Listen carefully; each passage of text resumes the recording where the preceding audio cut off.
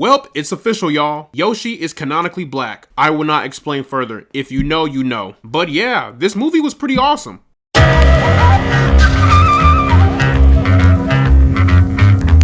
So the Super Mario Galaxy movie is the sequel to the massive 2023 animated box office hit, the Super Mario Bros. Movie. Just like the first film, this film is also directed by Michael Jelenic and Aaron Horvath, and it stars Chris Pratt, Charlie Day, Keegan-Michael Key, Anya Taylor-Joy, Jack Black, Benny Safdie, Donald Glover, and Brie Larson. Mario and Luigi face a fresh threat in Bowser Jr., who is determined to liberate his father from captivity and restore the family legacy. Alongside companions, new and old, the brothers travel across the stars to stop the young hare's crusade. Now, the Super Mario Bros. Is an IP that needs no introduction. This is an IP that has been around for 40 years now? Mario was already popular before Illumination came in, and with the success of the first film and the soon-to-be success with the sequel, Mario is going to be even more popular. And I'm happy because Illumination is finally giving us a movie that's not tied into the Minions. Let us start with the animation because similar to the 2023 film,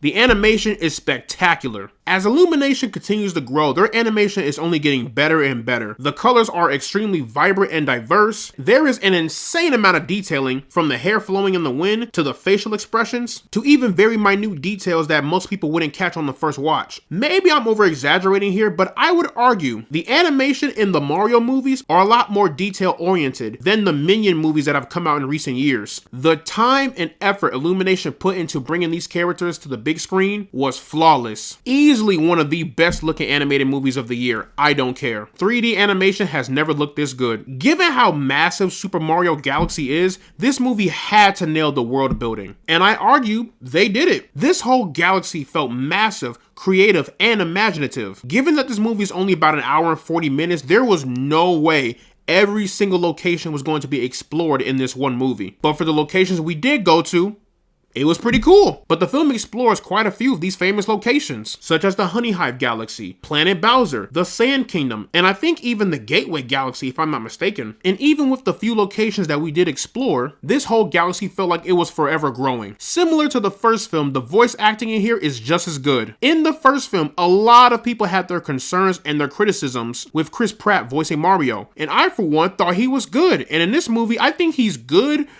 but I argue he's the weakest out of the entire cast. But I will say, Chris Pratt does a pretty good wahoo! Outside of that, all I hear is Chris Pratt. And that's not to say he's a terrible voice actor, it's just that I wish he had put more effort as much as his co-stars. But overall, the entire voice acting was fantastic, and I have really no major complaints. Charlie Day, Anya Taylor-Joy, Keegan-Michael Key, and Brie Larson were all just incredible. But I really gotta give a shout out to Donald Glover, man. If I never knew that Donald Glover was voicing Yoshi, I would have never guessed based off of that voice alone. But I also want to give props to Benny Safdie as Bowser Jr. That is not an easy voice to pull off, but he did it miraculously. The Super Mario Galaxy movie had some pretty awesome action. And the funny thing is that everyone in this movie is kicking ass. From Mario and Luigi, to Yoshi and Bowser Jr., to Princess Peach and Rosalina and Toad. Everybody has their John Wick moment. I love how just everyone in this universe can throw hands. But the action was engaging, it was immersive, and the camera work really did it justice. The action was fluid, it was clean, there were no choppy bits, and even with 3 or 4 different fights happening at the same time, you could still tell what was happening on the screen. It didn't feel choppy or lackluster when it came to tracking the speed of the action. And given the amount of action and fighting in this movie, I wonder what they could be setting up. Guys, let's be honest. That Super Smash Bros. Movie is happening.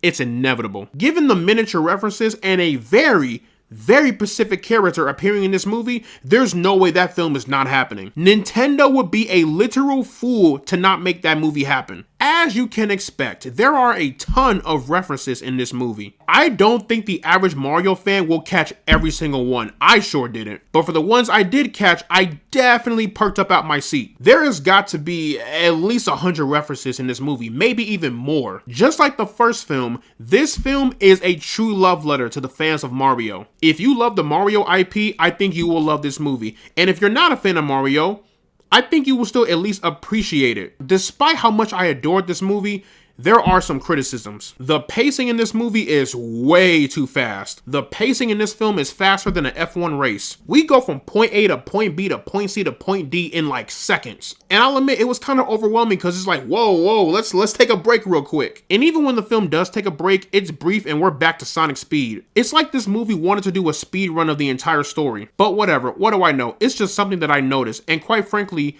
a few other people also noticed. Because this film moves at such a rapid pace, there's not enough time for character development. So if you want some grade A character development, you're not gonna get that. The only thing they did was introduce some new lore for a couple of characters, but other than that, that's really it. That's all the development you're getting. My next criticism is rather more of a nitpick, and it's not really a problem with the film, it's rather more of the marketing. Why would you spoil Fox McCloud's appearance in the film days, I'm talking days, before the film gets released? Fox McCloud is a big deal. Like, that is a pretty huge cameo. Nintendo, Illumination. Y'all couldn't wait 4 or 5 more days before spoiling that. You know, I mean, hey, if I didn't know that information going into this movie, my reaction would have been way more massive. They spoiled that cameo 5 days before the film got out to the public. That is nasty work. But it was so awesome seeing him. And the best thing about that appearance is that he wasn't in for like a 5-second cameo. Like, no, he's in the movie. Like, he has a pivotal role in the third act. And that makes me smile. But in the end, guys, I had a hell of a fun time with this movie. Don't get me wrong, this movie has its flaws, it has its issues and all that, right? But guys, it's a fucking Mario movie. What are you expecting? Are you expecting Quentin Tarantino, Martin Scorsese, or Ryan Coogler levels of writing in a Mario movie? Be serious. But regardless, I like the movie, and that's all that matters. So, plugging the Super Mario Galaxy movie into the rank system, I am placing this one into the pinnacle zone. Could you guys imagine if the first film was not a major success and wasn't as good as it was? Yeesh. I just know Nintendo had a gun to the back of Illumination's head if they messed this up. But we got the sequel, and this film is doing numbers right now. So once again, we're getting that Smash Bros movie. But yeah, y'all, that is pretty much my review for the Super Mario Galaxy movie. Let me know down in the comment section below what you guys thought about the film. Did you love it? Did you hate it? What is a popular video game IP that you would love to be made into a movie? Whatever you thought, let me know down in the comment section below. And as always, guys, leave a like and subscribe if you want to see more, and I will see you all in the next one.